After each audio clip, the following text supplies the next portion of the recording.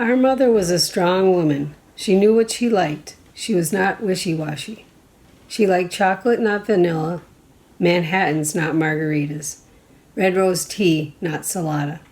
As a Virgo, she was a perfectionist. She loved details. This included editing my father's writing, looking at labels, and recognizing upscale clothing from the Jewish Council thrift or the Junior League thrift store, as well as Bancroft bargain basement. It also meant dressing nicely, even if just going to the grocery store. My mother also liked using makeup and nail polish. She liked the surprise of getting makeup in the mail in the 1970s and 80s, way before subscription beauty boxes existed.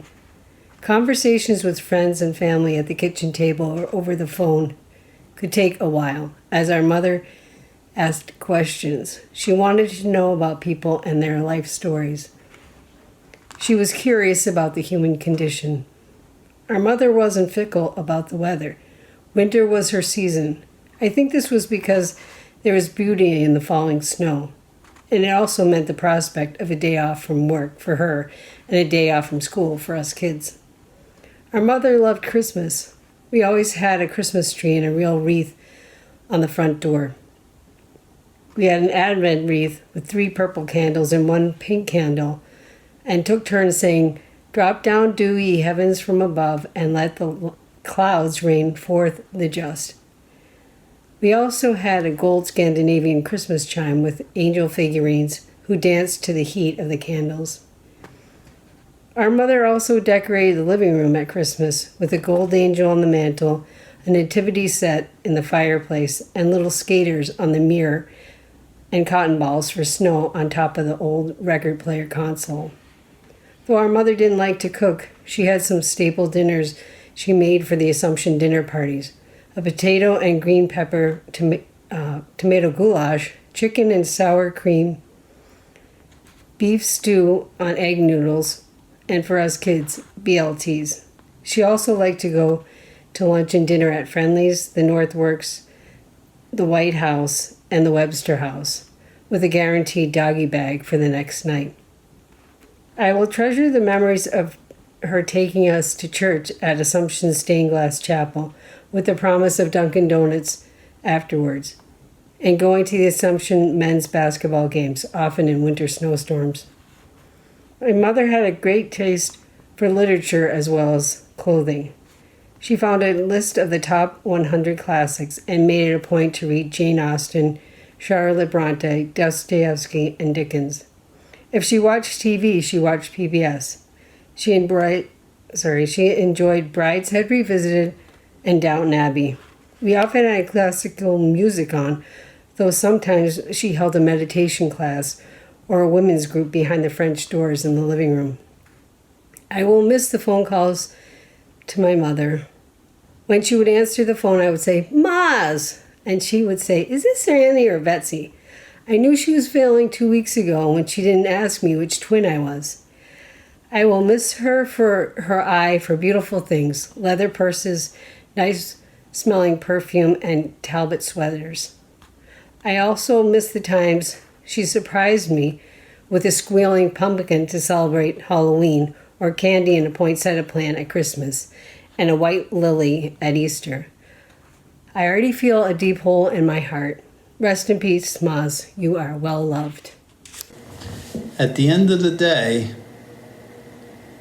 people won't remember what you said or did. They'll remember how you made them feel. Maya Angelou. When speaking with my mom, I always left the conversation uplifted and feeling better about myself and humanity.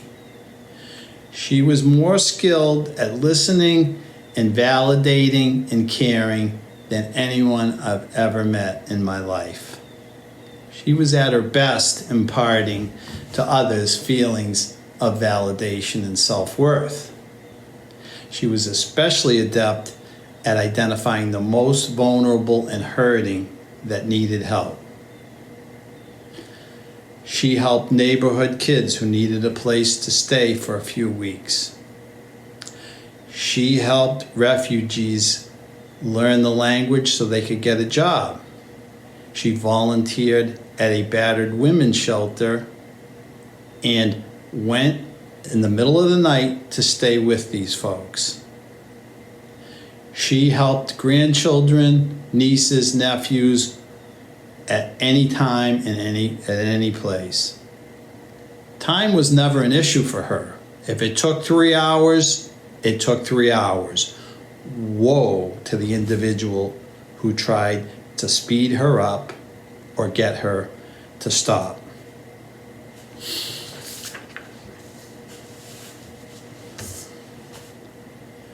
Although her own body often felt pain, her spirit delivered feelings of warmth and strength to others.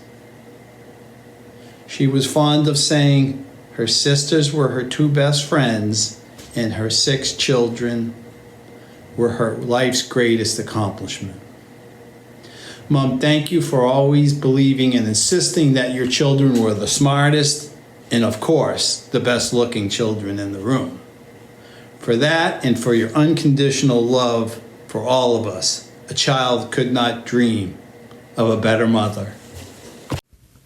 Hi, I am Michael. I'm the second of the 6 true children. I'm the oldest boy. I have a few things to say about my great mother. She was the greatest mother that a kid could ever have. She always stood behind us kids. She gave me much more confidence and love than anybody ever deserves. I'm a very confident person, 90% of it due to my mother. People loved her. My friends loved her.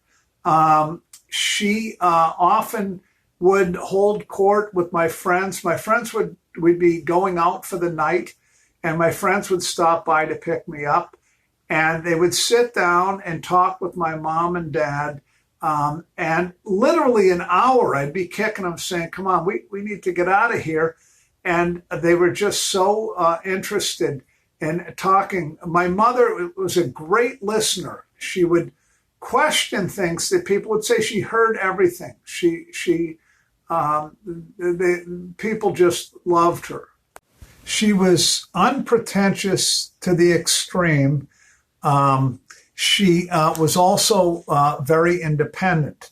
I recall years ago, my dad was arrested, blocking the doors at the draft board in Worcester, and he was sentenced to 10 days in jail and made headline news. Dr. True, Professor True, jailed for protesting.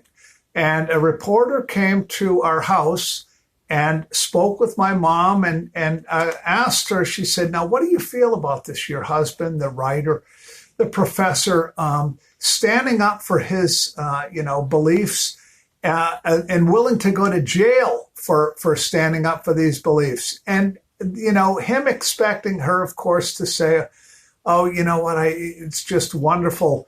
Instead, my mom, without missing a beat, in her natural, honest way, she said, hey, she said, I have 10 children. Sorry, I have probably felt like 10 or 12, but I have 6 children here at home under the age of 10.